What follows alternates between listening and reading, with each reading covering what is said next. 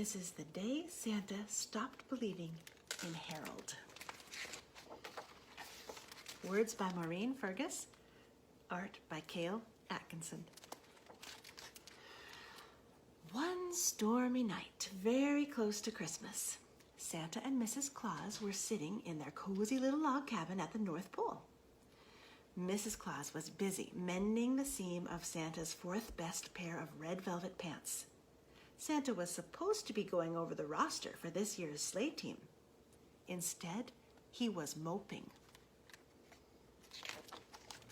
Several times, Mrs. Claus asked Santa what was wrong. Each time he muttered, "Nothing," and then sighed loudly. Finally, Mrs. Claus said, "Papa, I can't help you if you won't tell me what the problem is." "All right," said Santa with another sigh.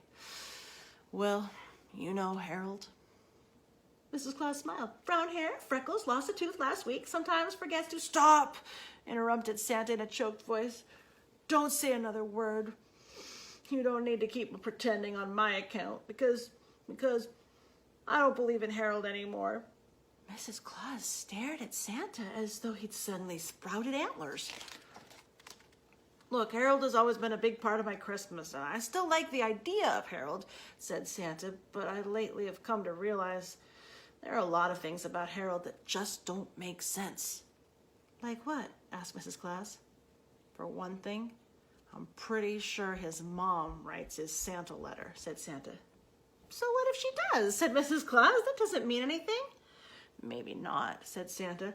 "But what about the snack, huh? What about that?" "What about that?" said Mrs. Claus. "I think Harold's dad lays out my snack on Christmas Eve," whispered Santa dramatically. "Think about it. Harold is way too small to lift a big carton of milk. He can barely hold his own head up." "Papa, Harold isn't a baby anymore." "Yes, well, that's another thing, isn't it?" said Santa. "That Harold who sat on my knee at the mall last year didn't even look like the real Harold." "Harold is a real person, Papa," said Mrs. Claus. "Real people look different from year to year." Santa wasn't listening. "You know what's going on here, don't you?" he asked. "Harold's parents are trying to trick me into believing in him." "And just why would they want to do that?" asked Mrs. Claus. "They think if I know the truth about Harold, Christmas will be ruined for me," cried Santa. "Either that or they want all the Harold gifts for themselves." Mrs. Claus shook her head. "You know what you're doing, don't you? You're looking for reasons not to believe in Harold, instead of just accepting him as one of the best, most magical parts of Christmas." Santa looked uncomfortable, and maybe even a little uncertain. But all he said was, "I know what I know." The terrible news traveled like a spook to Arctic hare. Santa had stopped believing in children. "Not all children," Santa assured Merpin, the elf supervisor in the computer gizmo department. "Just Harold." "Uh-huh," said Merpin. "And you know what else?" said Santa. "I'm not the only one who doesn't believe in him. My friends don't believe in him either." "Uh-huh," said Merpin. "Jack Frost says his mom and dad told him that Harold doesn't exist, and the abominable snow monster says only a baby would believe in Harold." "Uh-huh," said Merpin. "Do I look like a baby to you?" burned Santa. Merpin stared at Santa's twinkling eyes, rosy cheek, and jiggling jelly belly. "Forget I asked," sniffed Santa. "I'm going to talk to the reindeer." The reindeer listened carefully to Santa's evidence against the existence of Harold. Then they whispered among themselves for a few minutes. Finally, Donner said, "On the one hand, we're not convinced that Harold is real." "I knew it," said Santa unhappily. "On the other hand," said Donner, "we're not convinced that Harold isn't real." "So what are you saying?" asked Santa. "What you need is proof," said Donner. "And we think we know just how you can get it." Now, strange as it seems, while Santa was up north telling Mrs. Claus and the elves and the reindeer that he didn't think Harold was real, Harold was down south telling his parents and his friends and his turtle that he didn't think Santa was real. Deep in his heart, Harold wanted to believe in Santa, but the older Harold got, the harder it was for him to just have faith. "What I need is proof," thought Harold, "and I think I know just how I can get it." That Christmas Eve, Harold hung up his stocking, helped set out the Santa snack, and hugged his parents good night, just like he did every Christmas Eve. On this particular night, however, after his mom and dad had gone to bed, Harold tiptoed back to the front room and hid behind the armchair across from the fireplace. If Santa is real, thought Harold drowsily, I will definitely be able to see him coming.